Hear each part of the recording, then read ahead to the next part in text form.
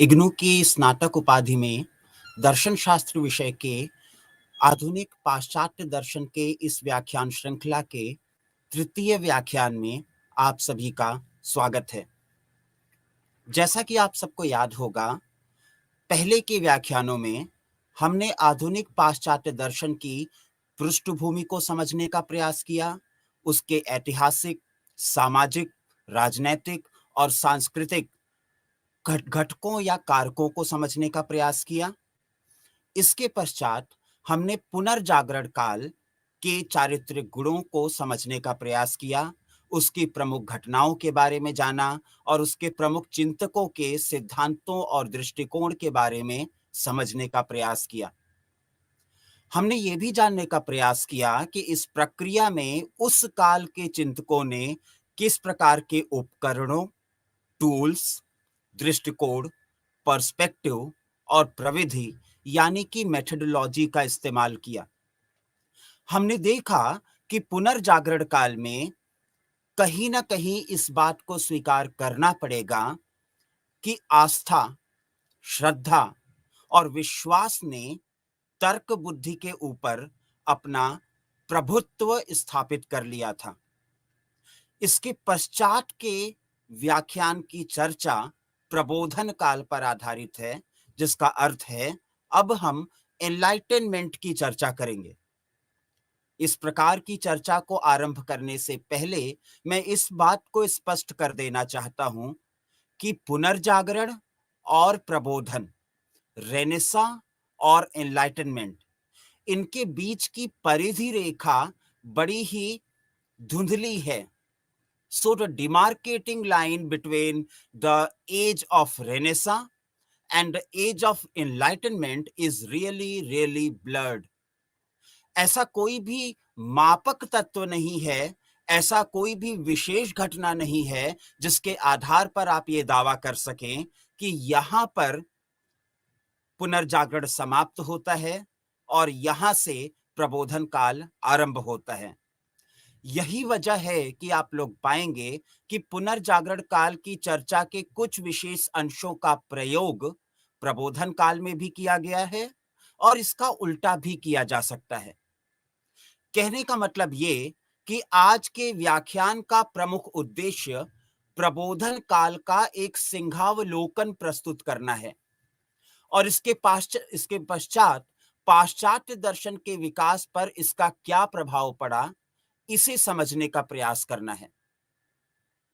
जैसा कि प्रायः होता रहता है और हम सभी जानते हैं कि किसी भी समय का दर्शन उस समय की संस्कृति से अत्यंत निकट का संबंध रखता है।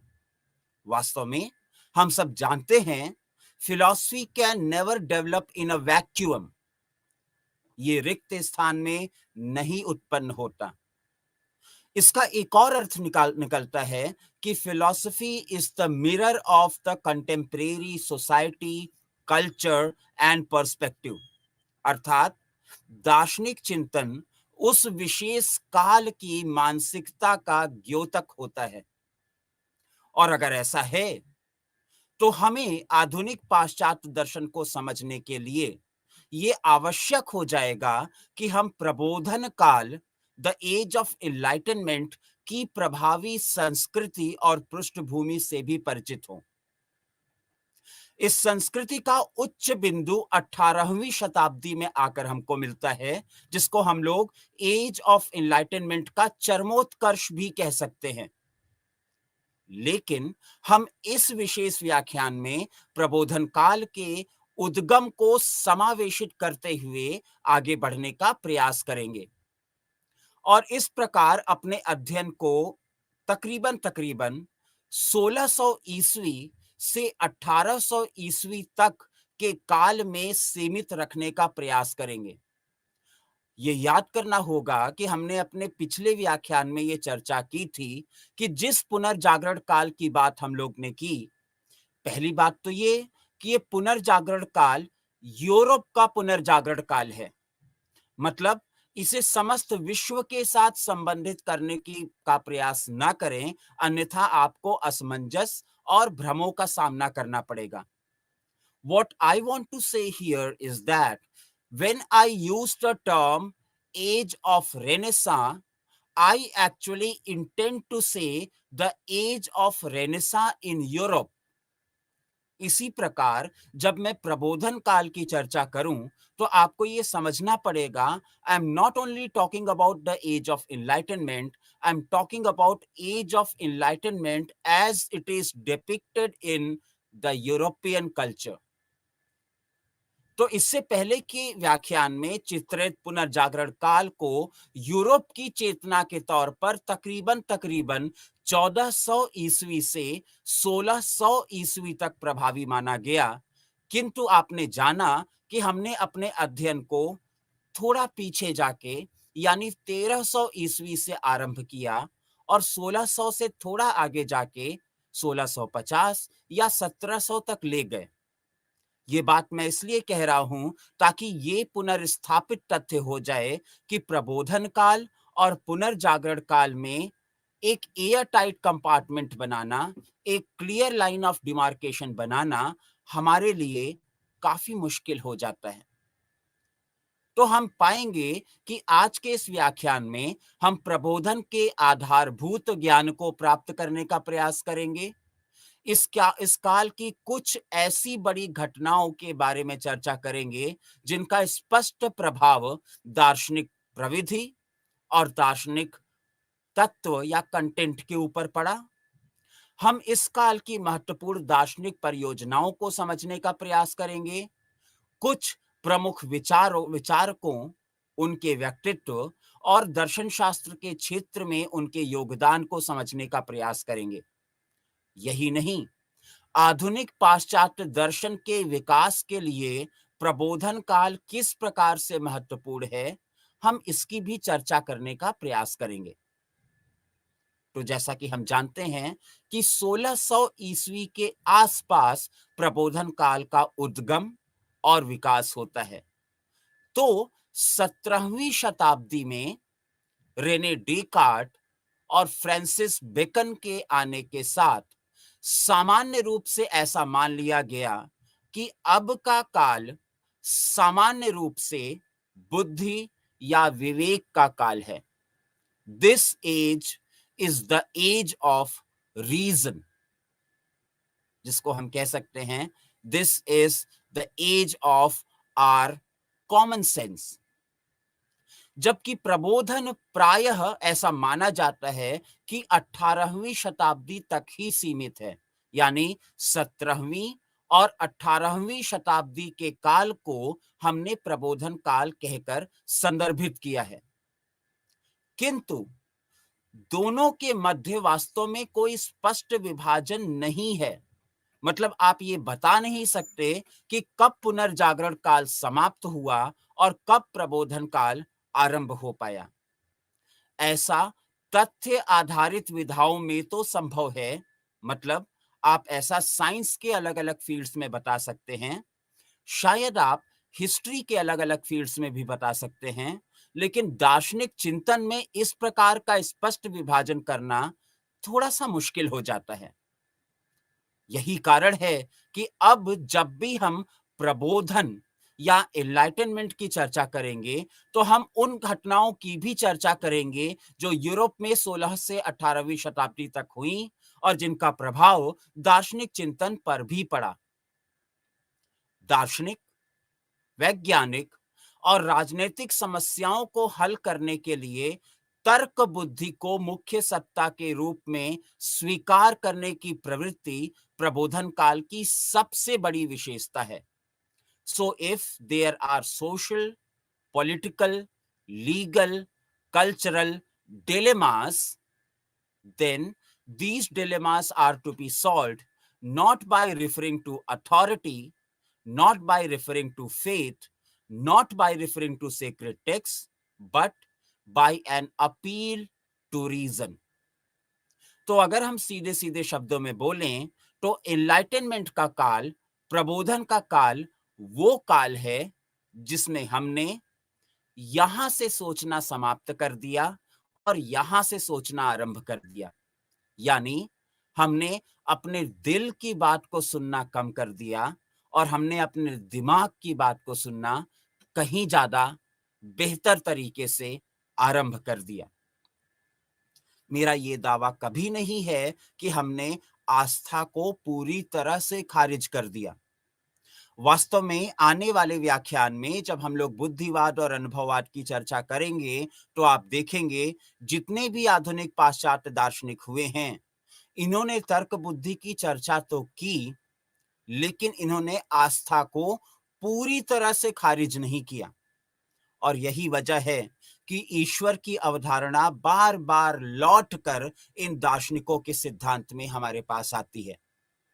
मेरा यह भी दावा नहीं रहा है कि यूरोप में पहली बार तर्क बुद्धि का दार्शनिक चिंतन में आगमन हुआ है।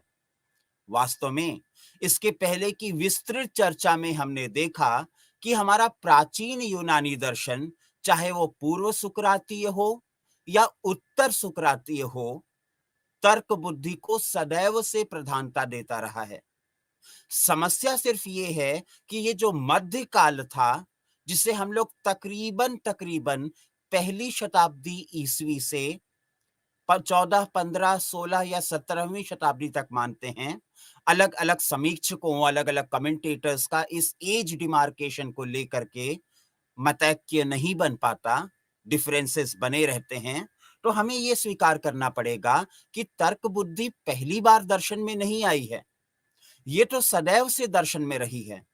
लेकिन पुनर्जागरण काल, जैसा कि आपको शब्द के द्वारा पता चल रहा है, हम पुनः दोबारा जाग गए।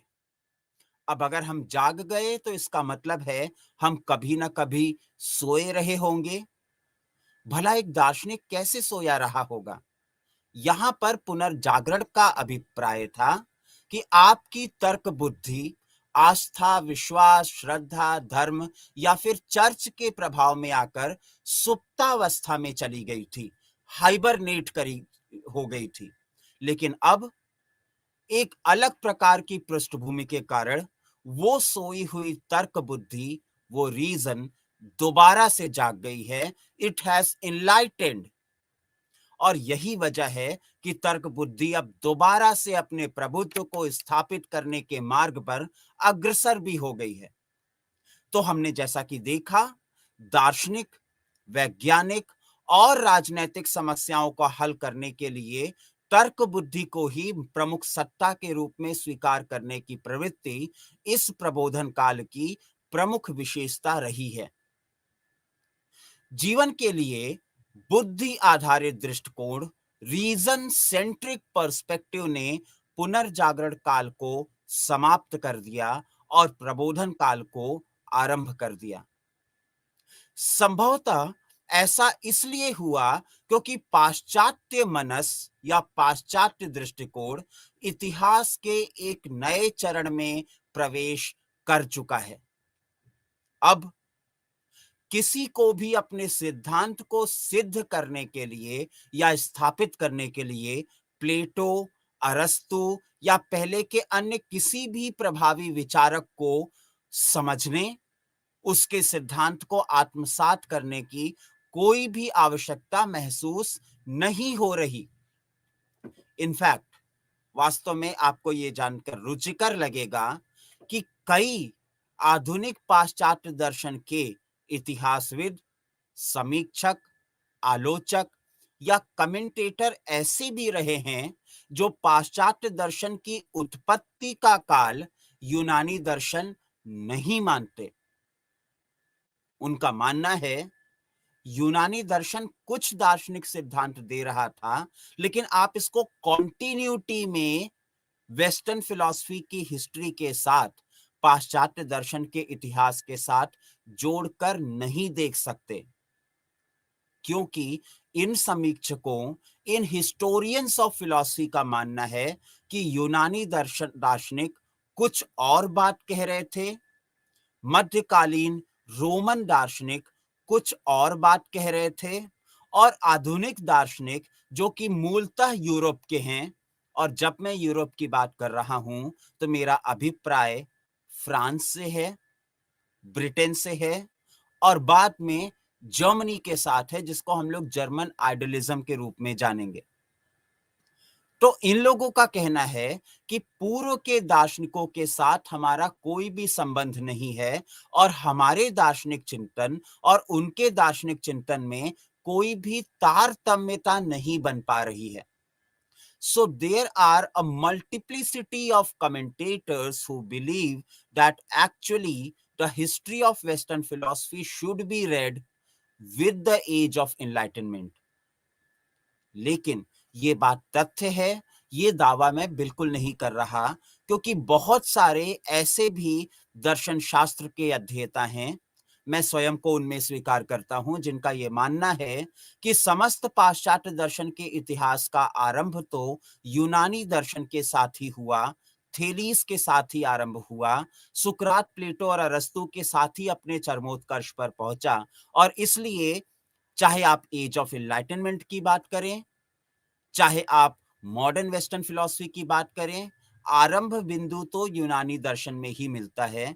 और इसीलिए जेलर के द्वारा दिए गए कथन और व्हाइटहेड के द्वारा दिए गए कथन, जिसमें इन लोगों ने कहा Athens is the magnifying glass through which we look at the history of western philosophy, या फिर जब ये कहा गया कि entire history of western philosophy is nothing but simply the foot notes of what Plato has said, ये पूर्णतः उचित, सार्थक और तारतम्यता स्थापित करने वाले प्रभावी कथन थे.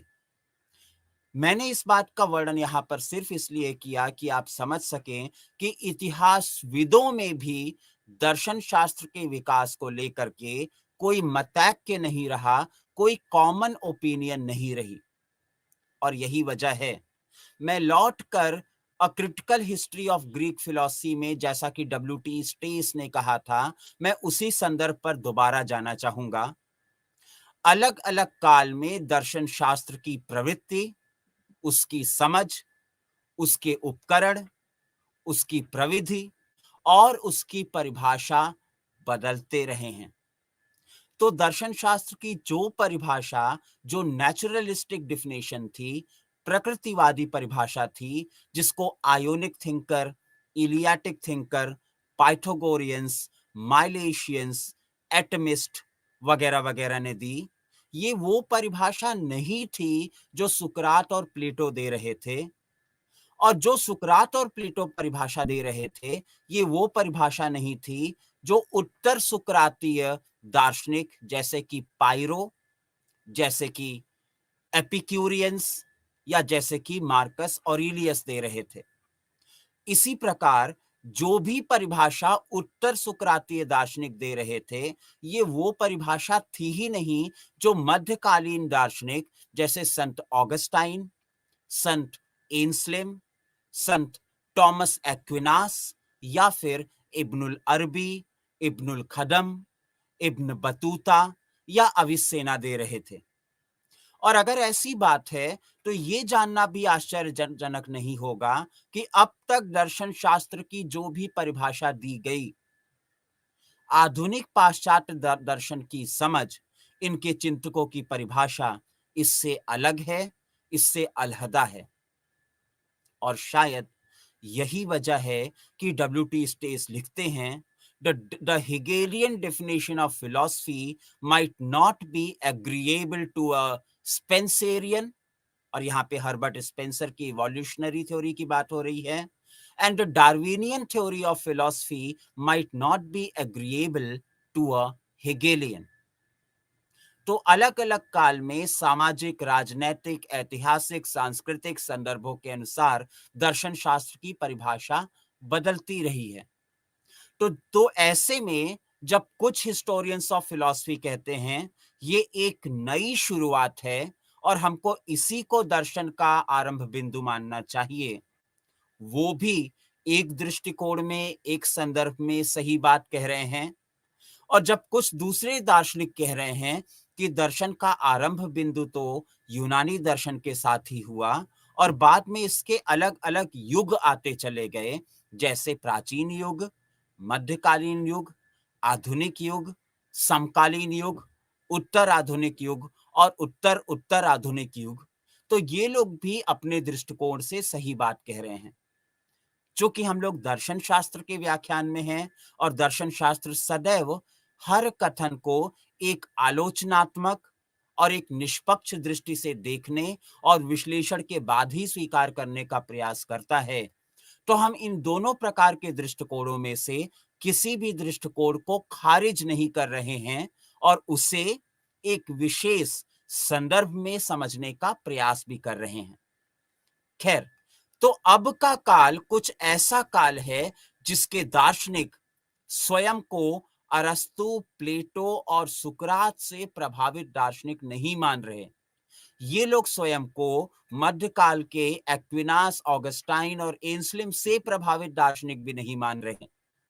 इनका मानना है कि अब हमने एक नई शुरुआत की है, एक ऐसी शुरुआत जो सिर्फ और सिर्फ विज्ञान, गणित और इस प्रकार के वस्तुनिष्ठ चिंतन की परंपरा से प्रभावित है। तो ऐसे में प्रत्येक व्यक्ति अपने चिंतन को आगे बढ़ाने के लिए वैज्ञानिक प्रवृत्ति का इस्तेमाल करेगा। अब ये वैज्ञानिक प्रवृत्ति क्या होती है? ये वही प्रवृत्ति होती है जिसका प्रयोग आपने अपने बोर्ड की परीक्षा में साइंस की प्रैक्टिकल फाइल बनाते समय किया होगा। क्या आपको याद है, जब आप साइंस में फिजिक्स की, केमिस्ट्री की, बायोलॉजी की प्रैक्टिकल फाइल बना रहे थे, तो आपने किस प्रकार अपने पेजेस पे 3 अलग-अलग खांचे बनाए थे और इन पे आपने लिखा था ऑब्जर्वेशन, एक्सपेरिमेंटेशन और वेरिफिकेशन। मुझे विश्वास है कि आप लोग को इस प्रक्रिया का पुनर्स्मरण हो गया होगा। तो ये जो ऑब्जर्वेशन यानी निरीक्षण, एक्सपेरिमेंटेशन यानी कि प्रयोग और वेरिफिकेशन यानी सत्यापनीय निष्कर्ष की प्रवृत्ति है, ये इतनी ज्यादा प्रभावी सिद्ध हुई कि इसका उपयोग प्रबोधन काल के चिंतकों ने भी करना आरंभ कर दिया, क्योंकि उनका ऐसा मानना था कि ऐसा करके ही वो सार्वभौमिक, वस्तुनिष्ठ और बुद्धि आधारित निष्कर्षों तक पहुंच सकते हैं। तो इस प्रबोधन काल में प्रत्येक व्यक्ति निरीक्षण, प्रयोग और निष्कर्ष के साधनों के सहारे मानव ज्ञान के भंडार में योगदान करने के लिए स्वतंत्र रहा है। वैज्ञानिक मन स्थिति, जिसको हम लोग साइंटिफिक अप्रोच कह करके बुलाते हैं, इसके आगमन के साथ एक नवीन युग की उत्पत्ति का आरंभ बिंदु आ चुका है। So this is the stepping stone for the inculcation of a scientific approach in philosophy.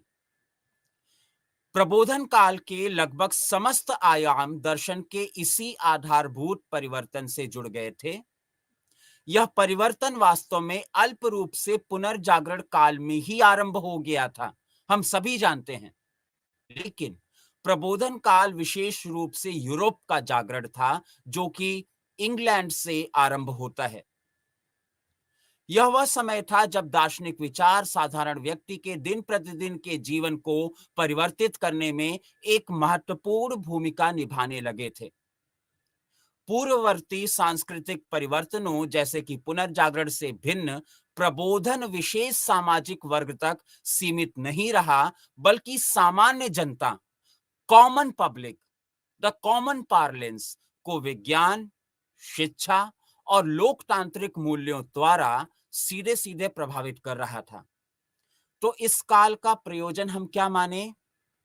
Reason, science और प्रोग्रेस, यानी प्रबोधन काल के 3 चारित्रिक विशेषताएं रही हैं: तर्क बुद्धि का उपयोग, वैज्ञानिक दृष्टिकोण का उपयोग और उन्नति, विकास का प्रयोजन। और चूंकि ये साधारण व्यक्ति से जुड़ा हुआ था, तो इसे भी आप कुछ कुछ ऐसा ही मान सकते हैं जैसा हम लोग आज के समय में कह रहे हैं, सबका विकास। और इसी वजह से इसे साधारण व्यक्ति के साथ जोड़ने का प्रयास किया गया और उसके दिन प्रतिदिन के जीवन को परिवर्तित करने का भी प्रयास किया गया। पूर्ववर्ती सांस्कृतिक परिवर्तनों जैसे कि पुनर्जागरण से भिन्न प्रबोधन विशेष वर्ग तक सीमित नहीं रहा, बल्कि सामान्य जन तक पहुंचने का प्रयास करता रहा। इन सामान्य जनों में इस प्रकार की रीजन, साइंस और प्रोग्रेस के तत्व स्थापित हो सके, यही प्रबोधन काल का मूल प्रयोजन रहा।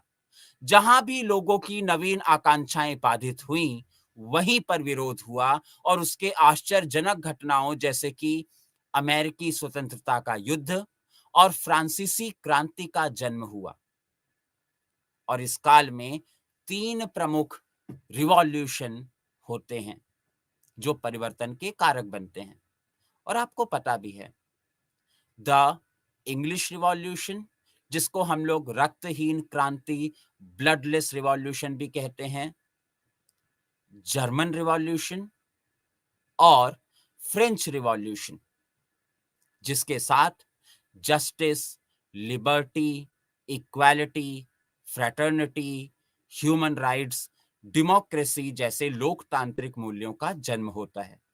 और इसकी चरम परिणति संभवतः, मैं संभवतः इसलिए कर रहा हूं क्योंकि कई लोग इसको स्वीकार नहीं भी करेंगे, 1917 की रूसी क्रांति के साथ होती है, जब ये क्रांति की प्रवृत्ति अपने चरमोत्कर्ष तक पहुंच गई। अब ये बात किस हद तक सकारात्मक भूमिका निभाती है और किस हद तक बाद में जाके नकारात्मक हो जाती है, इसकी चर्चा हम लोग फिर कभी करेंगे। तो खैर, हमने देखा जहां भी सामान्य जन की आकांक्षाएं बाधित हुईं, सत्ता के द्वारा दमित हुईं, वहीं पर विद्रोह उत्पन्न हुआ, युद्ध ने जन्म लिया और क्रांति की स्थापना हुई। इंग्लैंड, फ्रांस और जर्मनी प्रबोधन काल के द्वारा प्रभावित होने वाले सर्वाधिक महत्वपूर्ण राष्ट्र थे।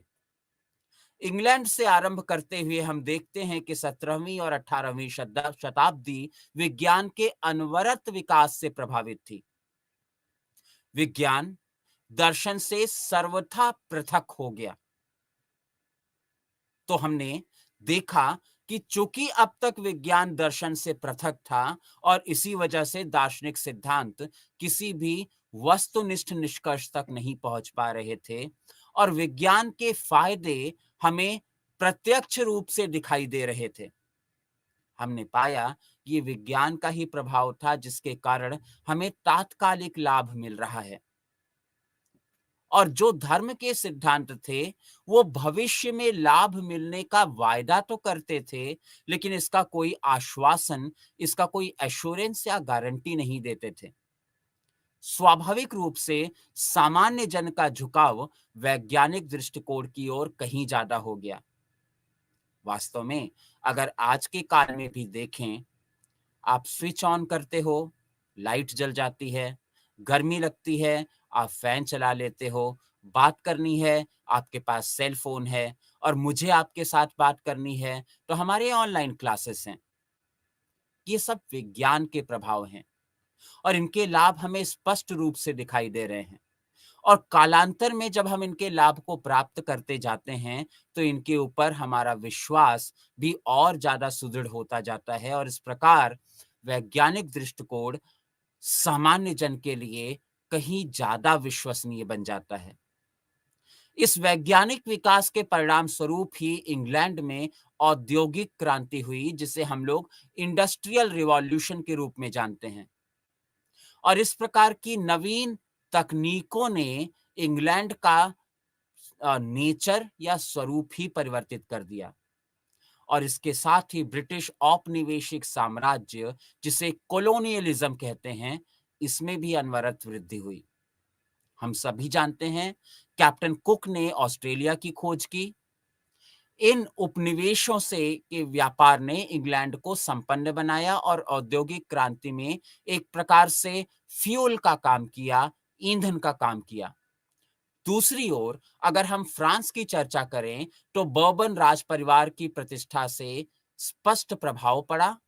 महान सम्राट लुई, जिनको हम लोग लुई 14th कहकर भी बुलाते हैं, के समय में फ्रांस यूरोप का सांस्कृतिक केंद्र बन गया और अन्य सभी यूरोपीय राष्ट्र फ्रांस के रीति रिवाजों की नकल करने का प्रयास करने लगे। और आज भी ऐसा ही होता है और इसमें कोई आश्चर्यजनक बात नहीं है। बेहतरीन फैशन कहाँ से आता है? फ्रांस से आता है, पेरिस से आता है। बेहतरीन खाना कौन-सा माना जाता है? The French 7 course meal. बेहतरीन साहित्य कहाँ से आता है? ऐसा माना गया कि वो फ्रांस से आता है, फ्रेंच साहित्य माना गया। बेहतरीन भाषा कौन-सी है? फ्रेंच भाषा मानी गई। और इस प्रकार के अनेकानेक उदाहरण हमको मानते हैं। तो ये काल फ्रेंच दृष्टिकोण और ब्रिटिश दृष्टिकोण के बीच की वर्चस्व की लड़ाई के रूप में भी देखा जा सकता है। लेकिन दोनों में से आप किसी भी बात करें, इसका केंद्र बिंदु तो यूरोप ही रहा है। तो हमने देखा 18वीं शताब्दी से फ्रांस के सामान्य लोग सम्राट के प्रति अपना सम्मान खोने लगे और इसकी जगह ये लोग अनेकानेक प्रकार के क्रांतिकारी विचारक जैसे वोल्टेयर के लेखों से प्रभावित होने लगे। परिणाम स्वरूप सम्राट लुई 14 को गद्दी से उतार दिया गया और गणतंत्र की स्थापना की गई और इसके साथ ही हमारे पास नई प्रकार की अवधारणाएं आई जिन्हें हम जानते हैं जस्टिस, लिबर्टी, इक्वालिटी और फ्रेटर्निटी। 30 वर्ष के युद्ध के परिणाम स्वरूप जर्मनी छोटे छोटे राज्यों में विभक्त हो गया था। ऑस्ट्रिया और पर्शिया प्रभावशाली हो चुके थे, लेकिन उनमें से कोई भी इस काल में संपूर्ण जर्मनी को संयुक्त करने की योग्य नहीं था और जर्मनी को फ्रांस से खतरा बना हुआ था। फिर भी जर्मन दर्शन फला फूला और प्रबोधन काल के कुछ महान दार्शनिक जैसे कि इम्मानुएल कांट को जन्म दिया, हीगल को जन्म दिया और कालांतर में मार्क्स को जन्म दिया।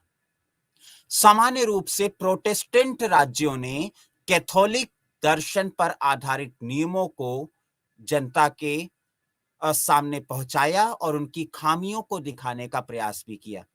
अगर आपको याद हो, कैथोलिक चर्च के प्रभाव के खिलाफ प्रोटेस्टेंट चर्च के प्रयासों की चर्चा हम लोग पिछले व्याख्यान में ही कर चुके हैं। खैर, तो फ्रांस में प्रबोधन फ्रांसीसी क्रांति में अपने चरम तक पहुंचा, लेकिन जर्मनी में दर्शन अपने उच्चतम बिंदु पर कांट के अनुभवातीत प्रत्ययवाद या अतीन्द्रिय प्रत्ययवाद, जिसको हम लोग ट्रांसेंडेंटल आइडियलिज्म कहते हैं, तक पहुंचा और इसके बाद हीगल के परम प्रत्ययवाद, जिसको हम लोग एब्सोल्यूट आइडियलिज्म तक कहते हैं, वहां पर अपने चरमोत्कर्ष तक पहुंच गया। मैं यहां पर मार्क्स का नाम नहीं लेना चाहूंगा क्योंकि जो कुछ भी मार्क्स कर रहे थे, यद्यपि मार्क्स ने यह इस बात को स्वीकार किया है कि वो हीगल से स्पष्ट रूप से प्रभावित थे और जो कुछ भी मार्क्स कर रहे थे वो अत्यंत महत्वपूर्ण था। वो दर्शन था या नहीं, इसके ऊपर थोड़ा सा संशय है। तो वास्तव में शुद्ध दार्शनिक प्रवृत्ति की अगर हम चर्चा करें तो ये प्रबोधन काल से आरंभ होती है और कांट से होते हुए हीगल तक जाती है, जिसमें इंग्लैंड, फ्रांस और जर्मनी का स्पष्ट योगदान रहा। इसके बाद के लोग जो कुछ भी कर रहे हैं वो आंशिक रूप से तो दार्शनिक है, लेकिन मेरा ऐसा व्यक्तिगत तौर पे मानना है, जिससे आप असहमत भी हो सकते हैं, कि ये शुद्ध दार्शनिक प्रवृत्ति तो नहीं है और इसी वजह से इसे दर्शन शास्त्र का एक हिस्सा न मान करके सामाजिक गतिविधि, सामाजिक परिवर्तन और सामाजिक क्रांति के घटक के रूप में स्वीकार किया जाना तुलनात्मक रूप से कहीं ज्यादा उचित होगा। So I would stop modern Western philosophy up to Hegel and would not dare to go to Marx and Engels. By saying this, I'm not rejecting the significance of Marx and Engels. ये कह के मैं किसी भी प्रकार से marks के महत्व को कमतर नहीं कर रहा हूं। मैं केवल दर्शन शास्त्र की मूल प्रवृत्ति की ओर आपका ध्यान आकृष्ट करना चाहता हूं कि शुद्ध दार्शनिक परिचर्चा इस क्षेत्र तक नहीं जा सकती। यदि हम ऐसा करेंगे तो हम अपनी ही परिसीमा का उल्लंघन कर रहे होंगे। खैर, तो प्रबोधन के अंत में आधुनिक युग का बौद्धिक वातावरण अपने स्थान पर स्थापित हो गया था। शिक्षा, विस्तृत रूप से यूरोप के प्रत्येक राष्ट्र में प्रसारित हो गई थी। औद्योगिक क्रांति इंग्लैंड में आरंभ हुई और उसके द्वारा धीरे धीरे वो अन्य राष्ट्रों तक भी पहुंच गई। अंततः स्वतंत्रता और लोकतंत्र, इक्वालिटी एंड डेमोक्रेसी आधुनिक युग के शिखर चिन्ह बन गए और इस प्रकार इंग्लैंड, अमेरिका, फ्रांस और धीरे धीरे समस्त यूरोपियन राष्ट्रों ने इसे अपने आदर्श के रूप में स्वीकार कर लिया। तो ये तो था प्रबोधन काल। अब हम जल्दी से समझ लें इस काल की प्रमुख घटनाएं कौन कौन सी थी। जैसा कि हमें पता है 1600 ईस्वी में ईस्ट इंडिया कंपनी की स्थापना इंग्लैंड में होती है। 1609 में केपलर ने अपने नवीन सिद्धांतों के द्वारा द न्यू एस्ट्रोनॉमी को जन्म दिया, जो चर्च के खिलाफ थी। 1610 में गैलीलियो ने द स्टारी मैसेंजर को प्रकाशित किया, जिसमें उन्होंने अपने टेलीस्कोप की जानकारी दी। और जैसा हमने अपने पिछले व्याख्यान में कहा था, अगर आपको स्मरण हो, कॉपरनिकस और कार्डिनल पेलारमाइन का वो शास्त्रार्थ, जिसमें कॉपरनिकस ने अंत में कहा था, I don't appeal to church, I don't appeal to faith, I don't appeal to people, but I appeal to reason. और ये कह के उन्होंने हार मान ली थी। लेकिन अब गैलीलियो के टेलीस्कोप के आने के साथ ये बात प्रामाणिक रूप से सिद्ध हो गई कि कॉपरनिकस सही बात कह रहे थे और गैलीलियो के द्वारा, केपलर के द्वारा ये बात स्थापित हो गई, चर्च गलत बात कह रही थी। और जब भी मैं यहाँ पे चर्च का उदाहरण दे रहा हूं तो वास्तव में मैं रोमन कैथोलिक चर्च के आधिपत्य की बात कर रहा हूं, जिसके द्वारा धर्म ने तर्क बुद्धि का दमन कर दिया था। तो खैर 1618 से 1648 के युग के बीच में जर्मन कैथोलिक और प्रोटेस्टेंट के मध्य 30 वर्षों का युद्ध चला। 1620 में फ्रांसिस बेकन ने नोअम और गेनन के द्वारा पहली बार तर्कशास्त्र पर आधारित आगमन पद्धति को स्थापित किया। अगर आपको याद हो, आगमन और निगमन के फर्क को आप लोग तर्कशास्त्र के व्याख्यानों में पहले ही समझ चुके हैं। यद्यपि इसकी थोड़ी सी चर्चा हम लोग यहां भी करेंगे। और इस बात की ओर गौर कीजिए, प्राचीन यूनानी दर्शन में अरस्तु की किताब का मूल शीर्षक था ऑर्गेनॉन। और 1620 में जब फ्रांसिस बेकन अपनी किताब लिखते हैं तो इसका नाम रखते हैं नोवम ऑर्गेनॉन। ये स्पष्ट बात है, जो मेरी पहले की बात को सिद्ध करती है कि आधुनिक पाश्चात्य दर्शन प्रभावित तो अरस्तु के काल से ही है, यूनानी काल से ही है। इतना ज्यादा प्रभावित है कि वो अपने मूल ग्रंथों के नाम को रखने के लिए भी प्रेरणा सुकरात, प्लेटो और अरस्तु के काल से ही प्राप्त कर रहे हैं। बस उसके पहले नोवम शब्द लगा दे रहे हैं, जिसका मतलब है नॉवेल्टी, नव्यता या नवीनता। तो कहने का मतलब ये है, वास्तव में सिद्धांत तो मूल रूप से वही हैं जो यूनानी दर्शन के हैं, केवल इनका परिष्कार किया गया है और संदर्भों के अनुसार इनको कहीं ज्यादा प्रासंगिक और अनुकूल बनाने का प्रयास किया गया है। 1628 में विलियम हार्वे ने रक्त संचार की विस्तृत परिचर्चा की। 1632 में गैलीलियो ने अपनी पुस्तक dialogue on two the chief system of the world में कॉपरनिकस के सिद्धांत के पक्ष में तर्क प्रस्तुत किए। इस पुस्तक ने उन्हें चर्च के साथ विवाद में ला दिया। 1641 में डेकार्ट ने मेडिटेशंस का प्रकाशन किया, जिसको हम लोग discourse on methods and meditation के रूप में जानते हैं। 1642 में फ्रांस के द सन ऑफ गॉड सूर्य सम्राट लुई 14 का शासनकाल रहा और फ्रांस यूरोपीय संस्कृति का केंद्र बन गया। 1645 में पहली बार ब्लेस पास्कल ने गणना करने वाली मशीन का आविष्कार किया, जिसको हम लोग ने पास्कलीन के रूप में जाना। और जैसा कि हम सब जानते हैं, पास्कलीन को आधुनिक कंप्यूटर का पहला प्रोटोटाइप माना जाता है। तो पहले कंप्यूटर्स को बनाने की प्रेरणा भी आपको ब्लेस पास्कल नाम के एक दार्शनिक, एक वैज्ञानिक चिंतक से मिल रही है। 1649 में 7 वर्ष के राजनीतिक युद्ध के उपरांत इंग्लैंड के सम्राट चार्ल्स प्रथम का सर कलम कर दिया गया और संसद ने राष्ट्र की सत्ता पर अधिकार कर लिया। 1651 में टॉमस हॉब्स ने एक अत्यंत महत्वपूर्ण पुस्तक को प्रकाशित किया जिसका नाम था लेवियाथन। ये पुस्तक इसलिए भी महत्वपूर्ण थी क्योंकि अब तक राज्य की प्रामाणिकता को सिद्ध करने के लिए हम दैवीय सिद्धांत को स्वीकार किया करते थे, जिसके कारण हम लोग राजा को चर्च और ईश्वर के प्रतिनिधि के रूप में मानते थे।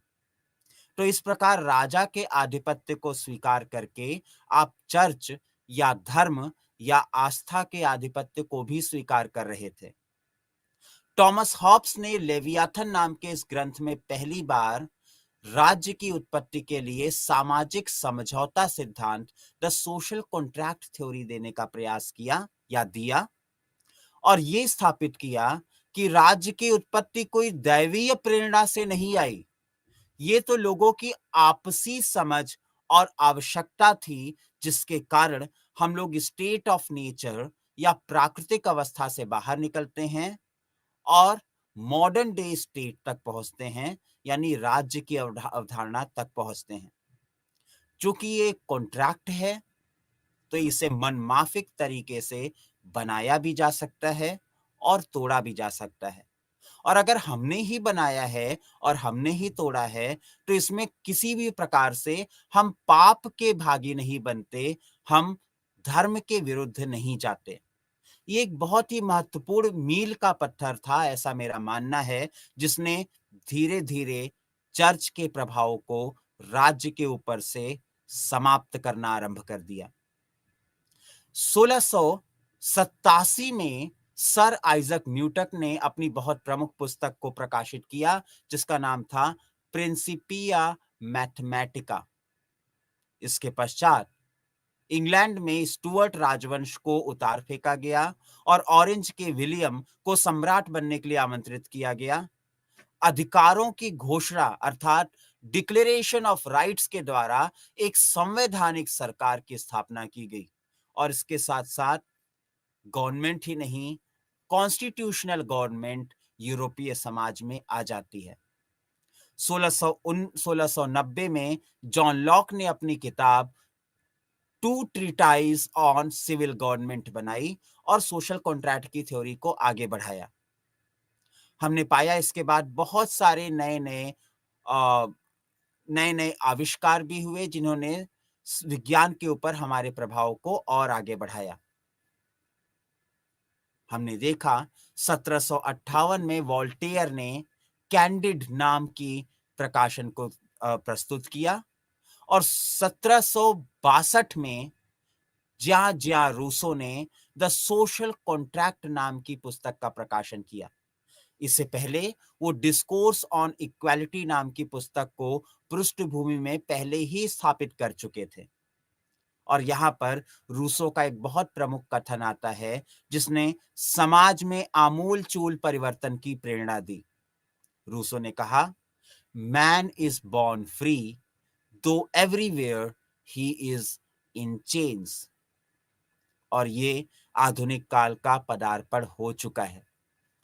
हमने पाया 1775 से 1783 तक अमेरिकी स्वतंत्रता का युद्ध चलता है। 1781 में इमैनुअल कांट ने अपनी पुस्तक a critique of pure reason का प्रकाशन किया। ऑस्ट्रिया के सम्राट जोसेफ ने जमींदारों को स्वतंत्र कर दिया। 1798 में फ्रेंच रिवॉल्यूशन आती है और 1799 में नेपोलियन फ्रांस का प्रथम सभासद बनता है। ऑफ कोर्स बाद में 1804 में वो सम्राट भी बन जाता है। तो ये सारी की सारी घटनाएं एक खास क्रम में हो रही हैं और आधुनिकता की उत्पत्ति के लिए प्रेरक तत्व का काम कर रहे हैं। तो इस काल की प्रमुख चारित्रिक विशेषताएं क्या हुई? नंबर 1, वैज्ञानिक संस्कृति का जन्म हुआ, जिसमें हमने पहली बार आगमन की प्रवृत्ति से बाहर आके निगमन की प्रवृत्ति से बाहर आके आगमन की प्रवृत्ति को स्वीकार किया। So we moved from method of deduction to method of induction. अगर आपको याद हो, डिडक्शन या निगमन वो प्रवृत्ति होती है जिसमें कुछ उपलब्ध तथ्यों के आधार पर हम किसी नतीजों तक पहुंचते हैं। ये निश्चित होती है, सटीक होती है, संदेहों के परे होती हैं। लेकिन चूंकि हम पूर्व स्थापित तथ्यों के आधार पर ही निष्कर्ष निकाल रहे हैं, तो इसमें नवीनता के गुण का अभाव होता है। विज्ञान ने अब आगमन या प्रॉब्लम ऑफ इंडक्शन का सामना किया और इंडक्टिव मेथड का सहारा लेते हुए नए वस्तुनिष्ठ सिद्धांतों को स्थापित करने का प्रयास भी किया। वैज्ञानिक जैसे कि आइजक न्यूटन और एडमंड हेली वैसे ही अपने समय के प्रमुख हो गए। जैसे पुनर्जागरण काल में मैंने चर्चा भी की थी आप लोग के साथ, माइकल एंजेलो और लियोनार्डो दा विंची इस प्रमुख हो गए थे। तो जहां पहले के समय में कलाकार महत्वपूर्ण थे, अब के काल में वैज्ञानिक ज्यादा महत्वपूर्ण हो गए। यात्राओं और आविष्कारों ने जगत को छोटा करना आरंभ कर दिया। We had new methods of communication and commutation. जाना आसान हो गया, आदान प्रदान आसान हो गया, संचार आसान हो गया और दुनिया सिमटती चली गई। और यही सारी चीजें हैं जिन्होंने नवीन युग को और नवीन दर्शन को जन्म दिया। डेकार्ट ने अपने पूर्व के सभी दार्शनिक सिद्धांतों को खारिज करते हुए प्रबोधन काल का आरंभ किया। और ऐसा उन्होंने तब किया जब उन्होंने कहा, कॉजितो अर्गो सम, मैं सोचता हूं और इसी से मेरा अस्तित्व आरंभ होता है, इसी से मेरा अस्तित्व सिद्ध होता है। ये एक पूर्णता निश्चित कथन है और किसी भी सत्ता पर आधारित नहीं है, और इसका आरंभ ही संदेह की विधि के साथ हो रहा है। ये वही संदेह की विधि है जिसका इस्तेमाल हम लोग गणित के क्षेत्र में सदैव से करते रहे हैं। यह पद्धति अत्यंत सफल रही और इसने एक नवीन आंदोलन को जन्म दिया, जिसके द्वारा फ्रांसीसी और जर्मन बुद्धिवाद, अंग्रेजी अनुभववाद और अंततः जर्मन आदर्शवाद का जन्म हुआ और एक वैध ज्ञान मीमांसा या एपिस्टेमोलॉजी की स्थापना हुई। एक प्रकार से अगर हम कहें तो एक नवीन युग का जन्म हुआ, जिसको बाद में हम लोग ने आधुनिक पाश्चात्य दर्शन या मॉडर्न वेस्टर्न फिलॉसफी के रूप में जाना। यही नहीं, इस काल में जन अधिकारों का भी उदय हुआ। इस काल में होने वाली आश्चर्यजनक महत्वपूर्ण सांस्कृतिक परिवर्तन एक ऐसे युग का उदय था जिसमें व्यक्ति इकट्ठे होकर एक साथ सामान्य जनता के रूप में आ सकते थे। इन सामान्य वृत्तों में कॉफी हाउस कल्चर, पढ़ने वाला समाज यानी इंटेलेक्चुअल सोसाइटी का स्थापना हुई। अंतरराष्ट्रीय पुस्तक व्यापार में वृद्धि होने लगी और अधिक संख्या में लोग लघु पुस्तकें और समाचार पत्र पढ़ने लगे। उदाहरण स्वरूप एडम स्मिथ के अनुसार 1776 में अकेले ब्रिटेन में प्रतिदिन 33,000 समाचार पत्र बिक रहे थे। 7 वर्षों में वोल्टेयर की पुस्तक की, आपके जान के आश्चर्य होगा, 15 लाख प्रतियां बिक गई। प्रेस के विकास की इस घटना ने, जिसे इमैनुअल कांट ने बुद्धि का न्यायालय कहा, that was the court of reason, इसने समाज में एक महत्वपूर्ण परिवर्तन लेकर के आया। अब भिन्न प्रकार की पुस्तकें पढ़ी जाने लगी। वो दर्शन की भी थी, विज्ञान की भी थी, साहित्य की भी थी। जहां पहले पुस्तकों का अध्ययन आत्मिक विकास या आध्यात्मिक विकास के लिए किया जाता था, वहीं अब विद्वान बौद्धिक विकास और सूचनाओं के आदान प्रदान के लिए प्रकाशनों और पुस्तकों का प्रयोग करने लगे। और यही कारण था कि इस काल में लोकतांत्रिक मूल्यों का विस्तार, प्रचार, प्रसार होता है, जिसे हम डेमोक्रेटिक वैल्यूज कहते हैं। 17वीं शताब्दी में अनेक राजाओं ने सम्राट के दैवीय अधिकार, जिसको डिवाइन थ्योरी कहते हैं, संबंधी सिद्धांत को स्थापित करने का प्रयास किया और बाद में 18वीं शताब्दी में इसको खंडित करने का भी प्रयास किया। इसमें हॉब्स, लॉक और रूसो जैसे सामाजिक दार्शनिकों का महत्वपूर्ण योगदान रहा। वास्तव में हम पाते हैं दिवालिया राजाओं को विधान भवनों और संसदों में अपनी योजनाओं को पूर्ण करने के लिए आवश्यक धन देने का आग्रह, विनती, अनुरोध करना पड़ा, जो पहले कभी नहीं हुआ था। इसका परिणाम यह हुआ कि सम्राट की शक्ति सीमित हो गई और विभिन्न समुदाय के लोगों ने अपने अधिकार को पहचाना और उसकी मांग करने लगे। इंग्लैंड में यह अधिकार गृह युद्ध 1640 और महान क्रांति, जिसको महान क्रांति इसलिए क्योंकि ये रक्तहीन क्रांति थी, 1688 के द्वारा 17वीं शताब्दी में ही प्राप्त कर लिया गया। शक्ति सम्राट से प्रधानमंत्री की ओर जाने की यात्रा आरंभ हो चुकी थी। यद्यपि फ्रांसीसी राजाओं ने 18वीं शताब्दी में प्रतिष्ठा को गंवाने के उपरांत भी शक्ति को त्यागना स्वीकार नहीं किया और इसके पश्चात वोल्टेयर और रूसो जैसे दार्शनिकों ने प्रसिद्धि अर्जित की, लोग राजा, चर्च से प्रभावित नहीं हो रहे थे, बल्कि दार्शनिक, चिंतकों, समाज सुधारकों और वैज्ञानिकों से प्रभावित हो रहे थे, उन्हें पढ़ रहे थे, उन्हें समझ रहे थे। और इसीलिए हम लोग कहते हैं अभी के लोग चार्ल्स, लुई या एलिजाबेथ जैसे लोगों की बातें नहीं सुन रहे थे, बल्कि वो Voltaire, Francis Bacon, Rousseau, Hobbes जैसे लोगों से प्रभावित हो रहे थे। अंततः अमेरिकियों द्वारा फ्रांसीसी सहायता से स्वयं को गणितीय स्वरूप को स्थापित करने के पश्चात सदियों से दमित फ्रांस की सामान्य जनता जाग उठी और सम्राट के विरुद्ध क्रांति करके अपने राष्ट्र और विधि का पुनर्निर्माण किया। वो पुनर्निर्माण जो स्वतंत्रता, इक्वालिटी, स्वतंत्रता यानी फ्रीडम, जिसको हम लिबर्टी कह करके बुलाते हैं, समानता यानी कि इक्वालिटी, और बंधुत्व यानी कि फ्रैटर्निटी के सिद्धांत पर स्थापित रहे। तो इस प्रकार हम लोग प्रबोधन काल के प्रमुख गुणों को समझने का प्रयास करते हैं। अब हम लोग प्रबोधन काल के कुछ महान व्यक्तित्व की भी अत्यंत संक्षिप्त चर्चा कर लेते हैं। अगर आप लोग इसके बारे में विस्तार में पढ़ना चाहें तो आप लोग इग्नू के नोट्स का संदर्भ भी ले सकते हैं। मैं इनकी चर्चा संक्षेप में इसलिए कर रहा हूं क्योंकि प्रत्येक महान व्यक्तित्व की चर्चा विस्तार से करना इस छोटे से संक्षिप्त व्याख्यान में संभव नहीं हो सकती। लेकिन मेरा प्रयोजन ये है कि आप इन महान व्यक्तित्वों के कम से कम नाम, उनके प्रमुख सिद्धांतों से तो परिचित हो ही जाएं। तो चलिए आरंभ करते हैं। प्रबोधन काल के सर्वाधिक महत्वपूर्ण व्यक्तित्व के रूप में सर्वप्रथम मैं गैलीलियो गैलीली को स्थापित करना चाहूंगा। 1564 टू 1642 ये इटली के महान खगोलविद और गणितज्ञ थे। वे बृहस्पति के चंद्रमाओं को खोजने के कारण प्रसिद्ध हुए। उन्होंने बताया कि पृथ्वी सूर्य के चारों ओर घूमती है और इस प्रकार चर्च की जियोसेंट्रिक थ्योरी को खारिज करके एक नवीन हीलियोसेंट्रिक थ्योरी को स्थापित किया। दूसरे महत्वपूर्ण चिंतक थे रेने डेकार्ट 1596 टू 1650। ये एक फ्रांसीसी चिंतक थे। ये व्यापक रूप से आधुनिक दर्शन के जनक, फादर ऑफ मॉडर्न फिलॉसफी भी माने जाते हैं।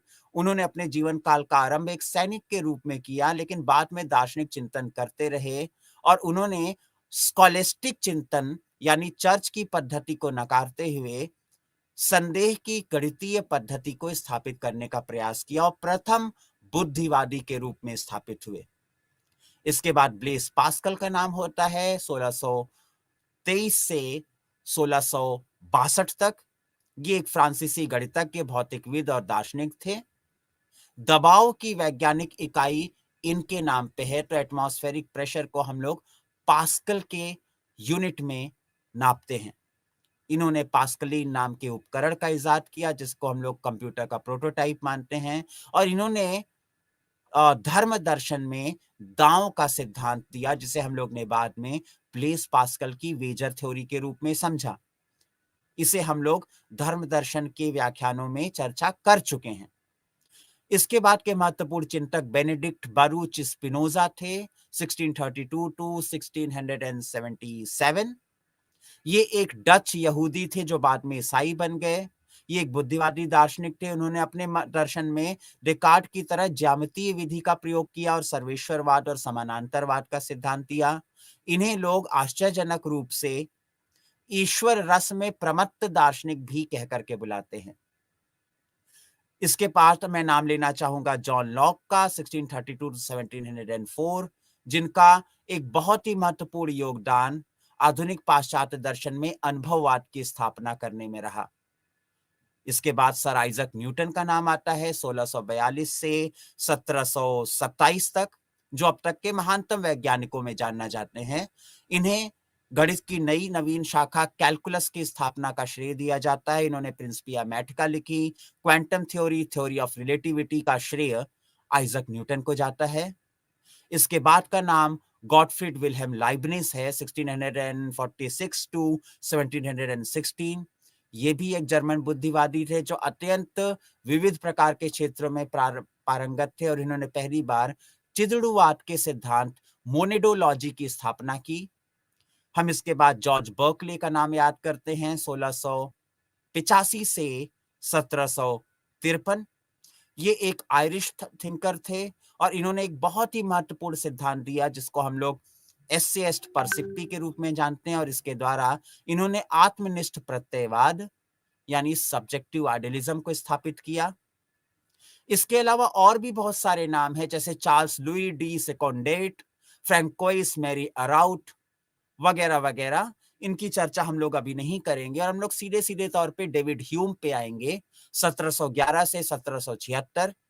ये एक स्कॉटिश दार्शनिक थे। यद्यपि वे धार्मिक परिवार में पैदा हुए, किंतु बाद में दार्शनिक चिंतन के कारण नास्तिक बन गए। 29 वर्ष की अवस्था में वे अपनी ट्रीटाइज ऑफ ह्यूमन नेचर लिखने के कारण प्रसिद्ध हो गए, जिसमें उन्होंने कहा एक सार्वभौमिक वस्तुनिष्ठ ज्ञान संभव ही नहीं है। हमें जो मिलता है वो सिर्फ और सिर्फ क्षणिक अनुभव होता है। और इस प्रकार उन्होंने ज्ञान असंभव है, नॉलेज इज इम्पॉसिबल का सिद्धांत दिया। ये वही सिद्धांत था जिसका संदर्भ लेते हुए इमैनुअल कांट कहते हैं, it was Hume who aroused me from my dogmatic slumber.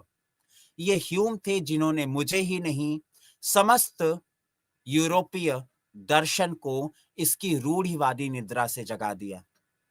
और मेरे अनुसार इमैनुअल कांट पाश्चात्य दर्शन को उसके चरमोत्कर्ष तक पहुंचा देते हैं। इमैनुअल कांट, जिनका जन्म 1724 में हुआ और जिनकी मृत्यु 1804 में हुई, प्रबोधन काल के संभवतः सबसे प्रभावशाली दार्शनिक थे। उन्होंने दावा किया कि हम यह कभी नहीं जान सकते कि द्रव्य स्वयं में कैसा है, what is the exact nature और डेफिनेशन ऑफ द सब्सटेंस। हम विषयों को केवल प्रातिभाषिक रूप से ही जान सकते हैं। इस प्रकार वह दर्शन में एक कॉपरनिकीय क्रांति लाने के लिए, कॉपरनिकन रिवॉल्यूशन लाने के लिए जाने जाते हैं। और इस प्रकार उन्होंने ज्ञान को संश्लेषणात्मक प्रागनुभविक निर्णय के रूप में स्थापित किया। और इस प्रकार उन्होंने दर्शन शास्त्र में एक नए संप्रदाय की स्थापना की, जो न तो पूरी तरह से बुद्धिवादी था, न ही पूरी तरह से अनुभववादी था, बल्कि एक समन्वयात्मक दर्शन था, एक आलोचनात्मक दर्शन था। इसीलिए कांटियन फिलॉसफी को हम लोग क्रिटिकल फिलॉसफी भी कहते हैं। याद रखिएगा, ये क्रिटिकल फिलॉसफी क्रिटिकल थ्योरी नहीं है। क्रिटिकल थ्योरी बहुत बाद में आएगी, जब हम लोग अडॉर्नो, हॉकहाइमर और यूर्गन हेबरमास को पोस्ट मॉडर्न फिलॉसफी में पढ़ेंगे। आप उसके साथ इसको कंफ्यूज ना करें। ये आलोचनात्मक दर्शन है, क्रिटिकल फिलॉसफी है। ये समन्वयात्मक दर्शन है, रिकंसिलिएटरी फिलॉसफी है। चिंतन के इस ढंग ने अनेक दार्शनिक समस्याओं पर विमर्श के मार्ग को प्रशस्त किया और जर्मन दर्शन में प्रत्ययवाद के उदय को जन्म दिया। कांट के कुछ प्रमुख शिष्यों में फिक्टे, शेलिंग और हेगेल थे, जो अपने आप में स्वयं में एक बहुत ही महान दार्शनिक थे। तो इस प्रकार हमने देखा कि आधुनिक पाश्चात्य दर्शन को सामान्यतः प्रबोधन काल के नाम से जाना जाता है, और इसका योगदान आधुनिक पाश्चात्य दर्शन के उद्गम ही नहीं, उसके विकास में भी है। हमने अत्यंत ज्वलंत समस्याओं को संबोधित किया, जो केवल दार्शनिक नहीं, सामाजिक, राजनैतिक और सांस्कृतिक भी रहीं, और इस प्रकार से यूरोपीय समाज में एक अत्यंत सकारात्मक परिवर्तन आया, जो कालांतर में समस्त विश्व में फैल गया, और इस प्रकार रीजन, साइंस और प्रोग्रेस पर आधारित आधुनिकता, मॉडर्निटी का जन्म होता है। तो इसके साथ हम लोग आज के व्याख्यान को समाप्त करते हैं। इतने ध्यानपूर्वक सुनने के लिए आप सभी का धन्यवाद।